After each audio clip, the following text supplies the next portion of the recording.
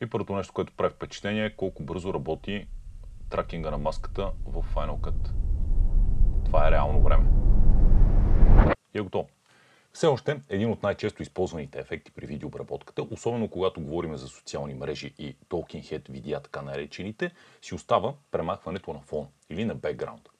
Използва най-често за слагане на субтитрите отзад, букви най-различни, снимки, променя се изцяло фона, а в общи линии свобода на действие от всякъде.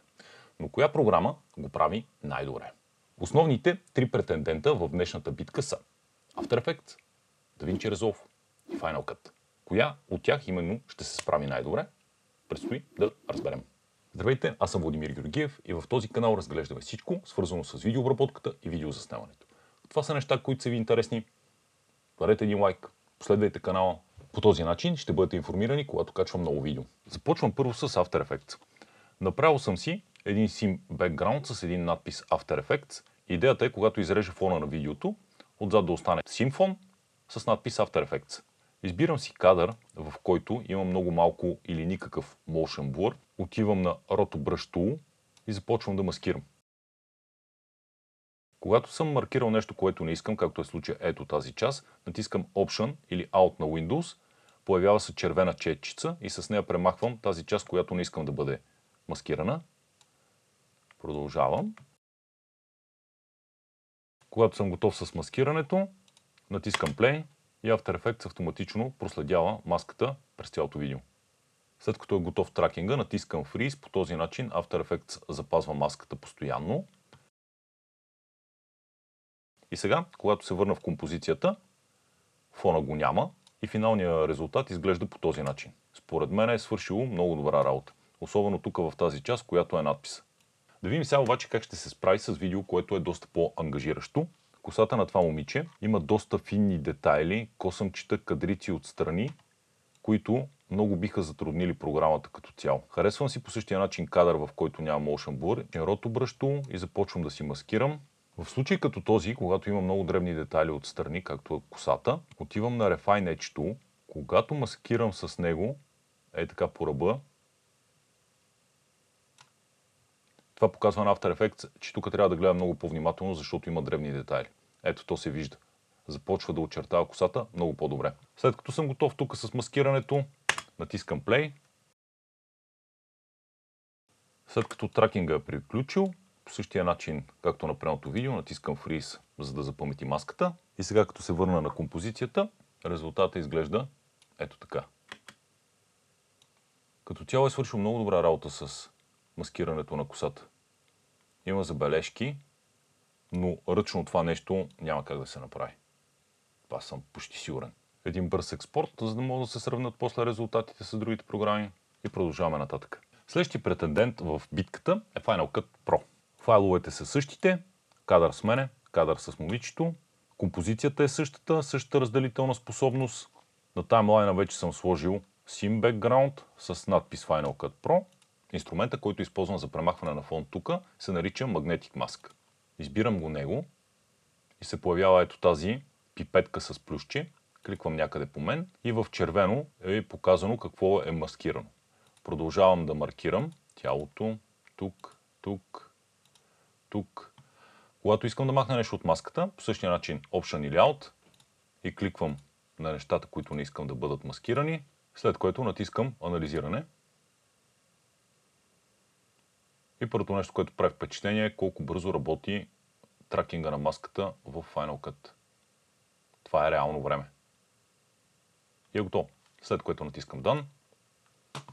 И това е крайният резултат.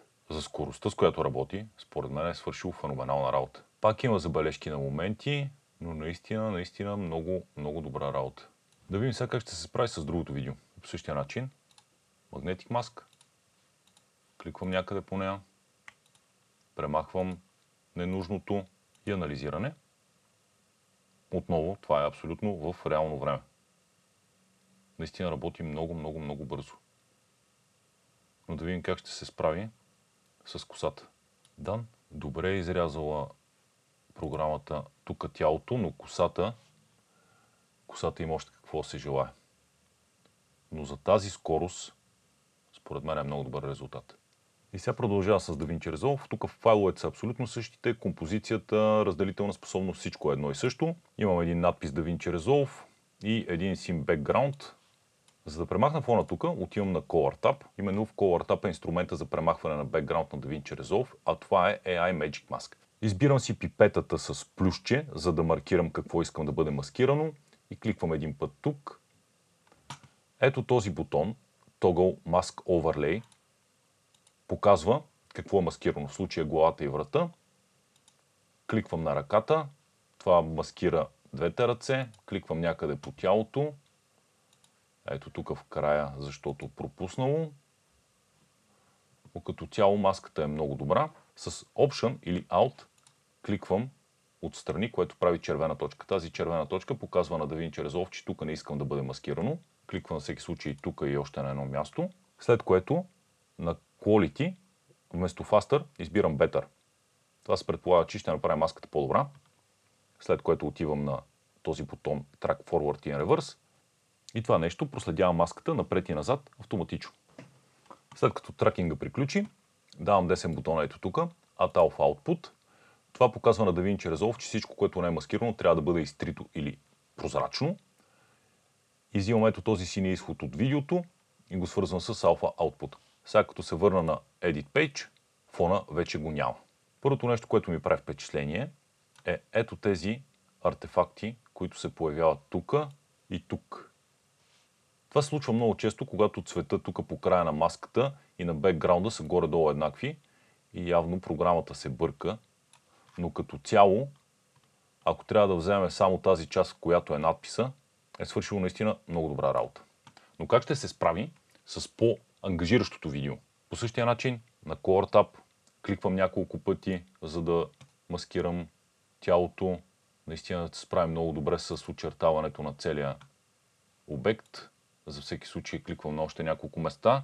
По същия начин Option и Alt кликвам отстрани. И сега тук, заради финните детайли, които са по косата, на Quality, вместо на Faster, кликвам на Better. И DaVinci наистина прави много по-хубава маска. Обръща внимание на дребните финни детайли отстрани. Track Forward and Reverse.